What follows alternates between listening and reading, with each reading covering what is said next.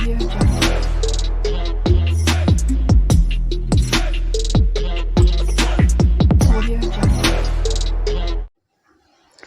தி Lord. ஆண்டவர் இயேசு நாமத்தினாலே வாழ்த்துக்கள். ஒரு வசனத்தை வாசிக்கிறேன்.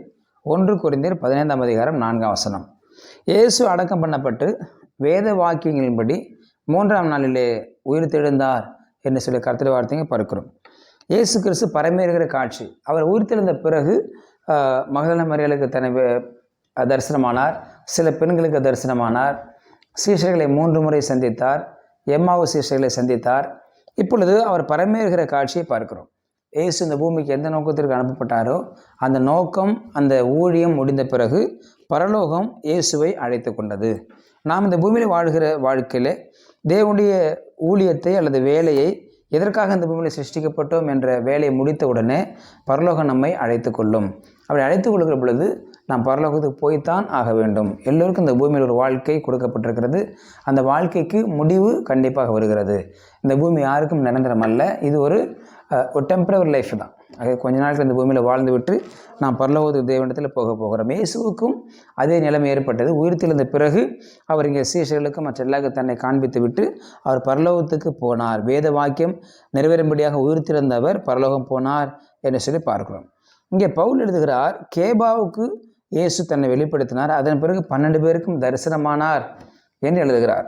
அந்த 12 பேருக்கும் இயேசு தரிசனமாகிற அந்த சூழலை அவர் வெளிப்படுத்தி சொல்வதை பார்க்கிறோம். இயேசு கிறிஸ்து சாதாரணமாக அவர் உயிர்த்தெழுந்த பரலோகம் போய்விடவில்லை, மாறாக சீஷர்களுக்கு தன்னை வெளிப்படுத்தினார் சொல்கிறார். அடுத்து சொல்கிறாரு, 500 பேருக்கு மேலாக ஒரே வேளையில் தரிசனமானார். இயேசு பரலோகம் போகிற பொழுது எல்லோரும் அவரை பார்த்தார்கள், அவரை பார்த்து கொண்டே இருந்தார்கள். அவருடைய எண்ணிக்கை 500 என்று சொல்லப்படுகிறது. ஆகவே 500 பேரும் இயேசு பரமேறுதலை பார்த்தார்கள்.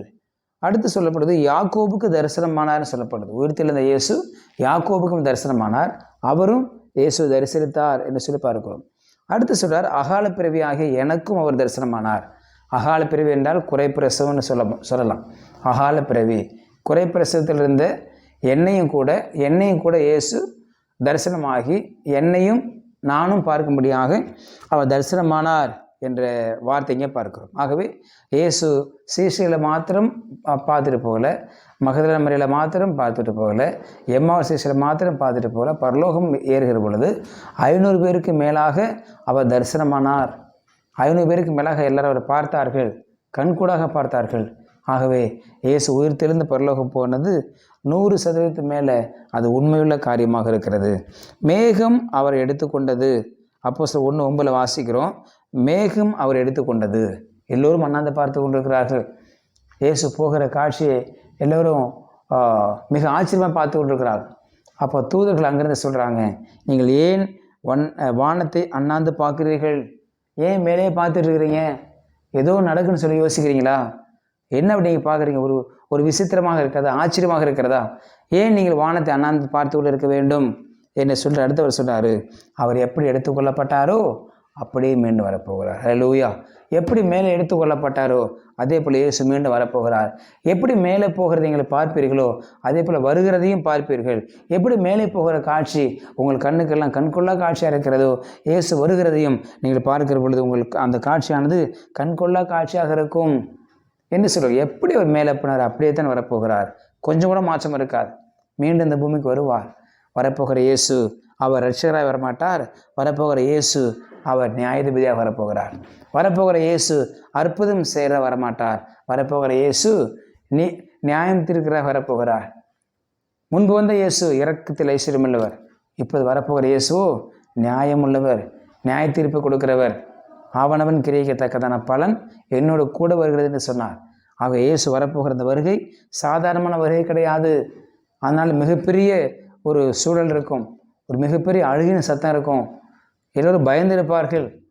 முதல்ல வந்த இயேசு கிறிஸ்துவை பார்க்க பொழுது ஆனந்த சந்தோஷம் அடைந்தார்கள். இரண்டாவது வரப்போகிற இயேசுவை பார்க்கிறவர்கள் ஆனந்த சந்தோஷம் அடைய முடியாது. எல்லோருக்கும் சந்தோஷம் கிடையாது. இயேசு ஏற்றுக்கொண்ட வாழ்ந்தவர்களுக்கு சந்தோஷம், இயேசு ஏற்றுக்கொள்ளாதவர்களுக்கு, வாழாதவர்களுக்கு, இயேசு வேணாமன்னு சொல்வர்களுக்கு துக்கம் ஏற்படும். ஒரு கூட்டத்துக்கு சந்தோஷமும் ஒரு கூட்டத்துக்கு துக்கம் ஏற்படும். ஆனால் முதல் வருகை எல்லோருக்கும் சந்தோஷத்தை உண்டானது. இதோ சகல ஜனங்களுக்கும் சந்தோஷம் உண்டாக நற்செய்தி அறிவிக்கிறேன் என்று தூதன் சொன்னான். ஆகவே இரண்டாவது வரப்போகிற இயேசு நாம் சந்திக்க ஆயத்தமாக இருக்க வேண்டும். பரமேறின இயேசு மீண்டும் வரப்போகிறார். பரமேறின இயேசு மீண்டும் அதே போல் வரப்போகிறார். எப்படி சென்றாரோ அப்படியே வருவார். அவர் வந்தது உண்மை, இந்த பூமியில் மரித்தது உண்மை, உயிர் தெழுந்தது உண்மை, பரலோகம் போனது உண்மை, மீண்டும் வரப்போகிறதும் உண்மை. இதெல்லாம் நடந்தது. வரப்போகிறது மட்டும் தாமதிக்குமா என்ன? சரியாக வருவார். அவர் சரியாக வந்து சரியான நேரத்தில் நியாய தீர்ப்பை கொடுக்குற தேவனாக இருக்கிறார்.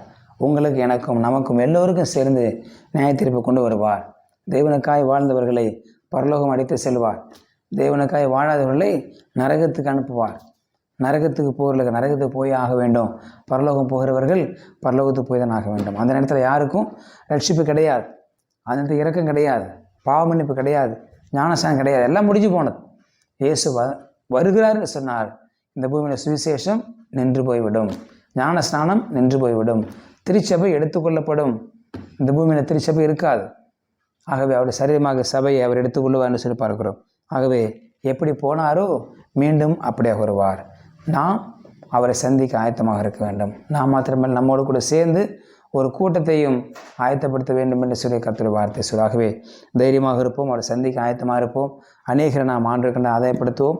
கர்த்தர் நம்மையும் குடும்பத்தையும் ஆசீர்வாதம் ரட்சிப்பிக்கலாம். பிதாவே, நாளுக்காய் சோத்திரம் எப்படி எடுத்துக்கொள்ளப்பட்டாரோ அப்படியே மீண்டும் வருவார். மீண்டும் வரப்போகிற இயேசுவை நாங்கள் சந்திக்கணும். எங்களோட கூட ஒரு கூட்ட மக்களையும் சந்திக்க கிருபை செய்யும்படியாக ஜெபிக்கிறோம். உங்களுடைய கருத்தில் தாழ்த்து கொடுக்குறோம். இயேசுவின் நாமத்தில் ஜெபிக்க நல்ல பிதாவே. ஆமேன், ஆமேன். You will be succeeded.